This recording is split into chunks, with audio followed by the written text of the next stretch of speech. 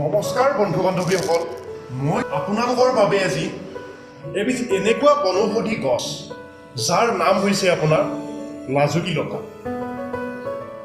লাজুকী লতা আপোনালোকে দেখিছেনে?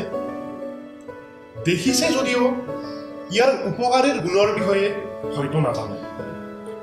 ইয়াৰ উপকাৰীৰ গুণৰ বিষয়ে জানিলে হয়তো আপুনি আচৰিত হ'ব। তো বলক বন্ধুসকল, আমি এতিয়া লাজুকী লতাৰ উপকাৰীৰ বিষয়ে জানি লওঁ।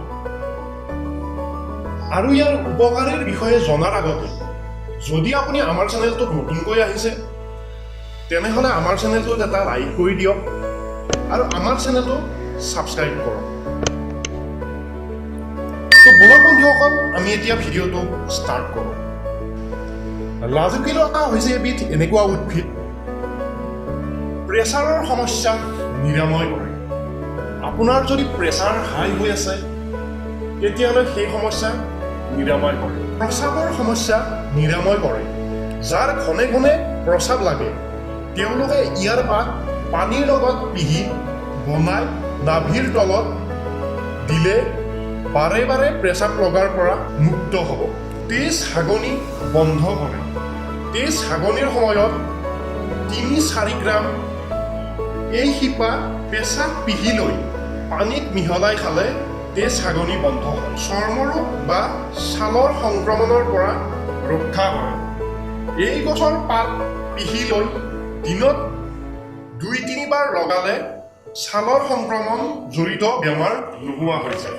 টনচিলৰ বেমাৰ হ'লে ইয়াৰ পাত পিহি লৈ ডিঙিৰ বাহিৰৰ ২ অংশত লেপ দিলে টনচিল ৰোগ আৰোগ্য হোৱা দেখা যায়। গইকাৰ বা গল উশাহৰ ৰোগত এই পাত পিহি দিনত ২ বাৰকৈ দিলে আৰোগ্য হয়। ৩-৪টা ইলাচি ২ গ্ৰাম লাজুকীৰ শিপাৰ ৩ শিমলুৰ ছালৰ লগতে তেতেলী গুড়ি কৰি ১ গ্লাছ গাখীৰত মিহলাই ৰাতি শোৱাৰ আগত খালে নপুংসকতা ভংগ হোৱা যায়।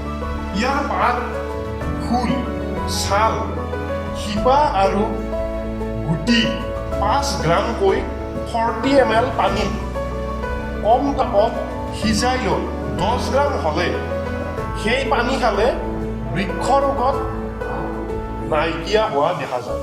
এই গছৰ শিপা আৰু বীজৰ গুড়ি ৪ গ্ৰাম লৈ 1 গ্লাছ গাখীৰত মিহলাই ৰাতি একেৰাহে 1 মান্থ খালে পুৰুষৰ ধৈৰ্য শক্তি বৃদ্ধি হোৱা দেখা যায়। ইয়াৰ বীজ শুকুৱাই গুড়ি কৰি ডেইলি ৰাতি ৩ গ্ৰামকৈ গাখীৰত মিহলাই খালে দুৰ্বলতা নাইকিয়া হয়।